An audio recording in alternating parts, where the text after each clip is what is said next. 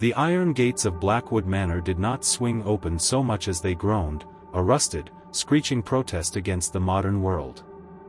Evelyn stood at the threshold, her dusty sedan idling behind her, looking at the inheritance she never asked for.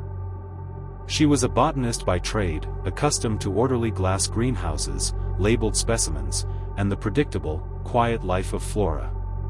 But this was a chaotic, suffocating wilderness. Her great-aunt, Rosemary, had died in her 90s, a recluse who hadn't been seen in the nearby village for 3 decades. The rumors said she lived off the land. The rumors said she was mad. But looking at the estate, Evelyn only saw an aggressive, untamed botanical anomaly. The manor house itself was a crumbling Victorian Gothic structure, but it was entirely secondary to the garden. It stretched out for acres, enclosed by high brick walls topped with broken glass. Even from the gates, the scent was overwhelming.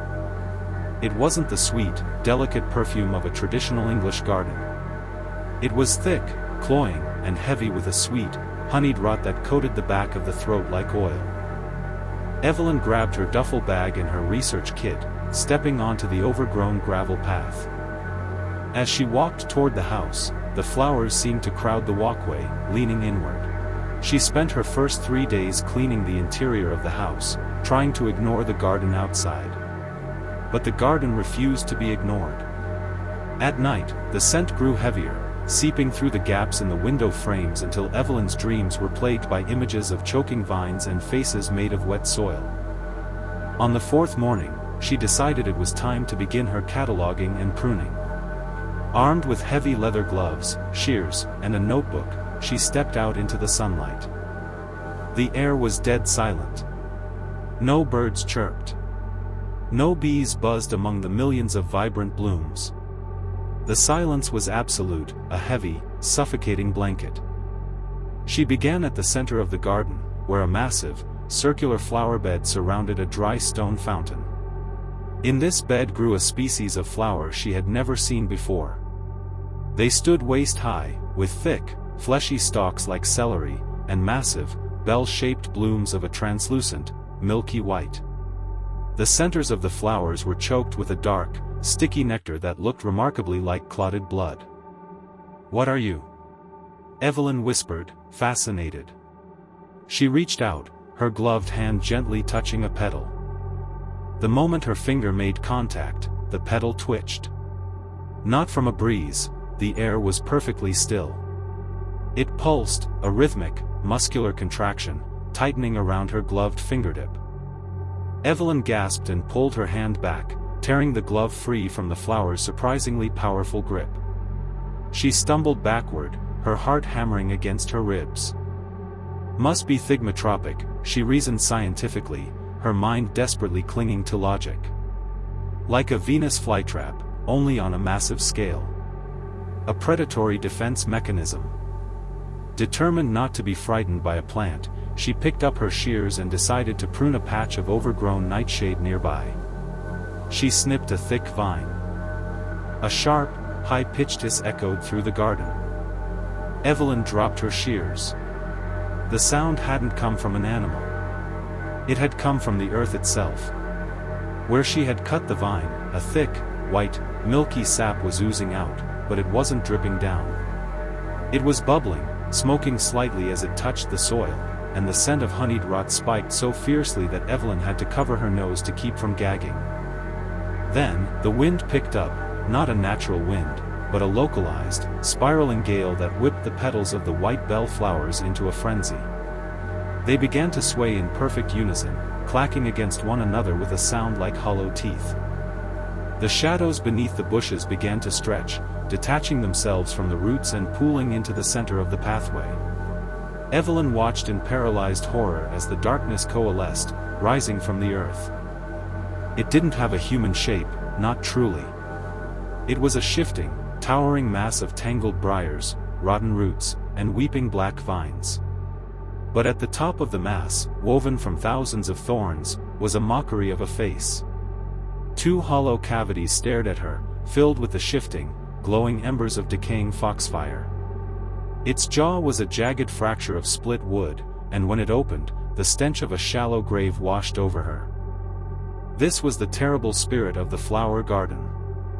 Who spreads the blood of my children? The voice didn't rattle her eardrums, it vibrated in the marrow of her bones, heavy and wet, like heavy stones dragging through mud. Evelyn fell backward into a patch of roses. The thorns tore through her jeans, biting into her flesh, but she barely felt it. She scrambled away on her hands and knees, staring at the apparition. I was just pruning, she stammered, her voice a pathetic squeak. I'm Rosemary's niece. The estate belongs to me now. The spirit tilted its horrific head. Vines slithered out from its torso like striking vipers, pinning Evelyn's ankles to the gravel path. The thorns on the vines dug into her socks, drawing blood. Rosemary tended the flock, the spirit droned, its voice filling the entire courtyard. Rosemary understood the bargain. The garden dances. The garden blooms.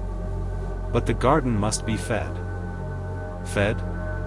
Evelyn choked out, trying to pull her legs free, but the vines only tightened, the thorns burrowing deeper into her skin. For 30 years, the old woman brought the meat, the spirit hissed, its wooden jaw clicking violently. The stray beasts. The wandering men. The flesh to macerate in the dirt. The blood to drink from the deep wells. Now, she is gone. The soil is parched. The children are hungry.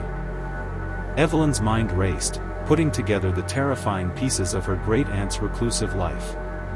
The missing person reports in the local papers. The pristine, lush growth of a garden that should have died under neglect. Rosemary hadn't been crazy, she had been a cultist to a god of fertilizer and rot. I can leave. Evelyn screamed. I'll give you the house. I'll never come back. You are here, the spirit whispered, its form collapsing downward, sliding across the gravel toward her like an avalanche of decomposing vegetation. And you are so full of dew. A thick root burst from the ground directly beneath Evelyn's hands, wrapping around her wrists and slamming them into the earth. She was pinned spread eagle on the path, staring up at the bright blue sky, completely betrayed by the nature she had loved her entire life. The massive white bell flowers began to bend toward her, their fleshy stalks stretching like necks. The dark, bloody nectar dripped from their petals, landing on her face, her neck, burning her skin like acid. The spirit loomed over her, its face of thorns just inches from hers. The foxfire eyes burned with an ancient, unyielding malice. Nature wasn't kind. Nature wasn't peaceful. It was a hungry, mindless consumer, and she was nothing but organic matter. No, Evelyn thought, a sudden surge of adrenaline overriding her terror. I am a botanist. I know what kills plants. Wait, she shrieked, her voice cracking. If you kill me, the estate goes to the state. They will bring bulldozers. They will bring salt. They will tear out every root, every bulb, and pour concrete over your heart. The spirit paused. The clicking of its jaw stopped. The vines around her wrists remained tight, but they ceased their burrowing. Concrete, the spirit repeated, the word sounding like a curse. Yes, Evelyn gasped, tears of pain and fear streaming down her cheeks. They will kill the garden. But if you let me live, I can keep it safe. I can bring you what you need. I know how to care for things. I know how to make things grow. The spirit stared at her for what felt like an eternity. The silence of the garden returned, heavy and expectant. Slowly, the spirit's form began to unravel. The tangled briars loosened, sinking back into the earth, blending into the shadows of the bushes. The roots releasing her wrists slid back into the dirt, leaving deep, bleeding furrows in her flesh. But the voice remained, echoing from every leaf and every petal around her. The bargain is renewed. 1 moon, girl. 1 moon to drench the wells. If the children thirst, we will start with your eyes. The wind died down. The white bellflowers snapped back to their upright positions, their translucent petals shimmering innocently in the afternoon sun. Evelyn lay on the gravel path for a long time, her breathing ragged, staring at the sky. Her body was covered in scratches, her blood mixing with the damp earth beneath her. Slowly, painfully, she pushed herself up. She looked at her hands, stained with soil and sap. She looked at the massive white flowers, which seemed to be waiting, watching her. She didn't run to her car. She knew she couldn't. The gates were closed, and she could feel the unseen roots waiting beneath the gravel, ready to trip her, to drag her down into the dark. Instead, Evelyn walked into the house, washed her wounds, and sat at the kitchen table.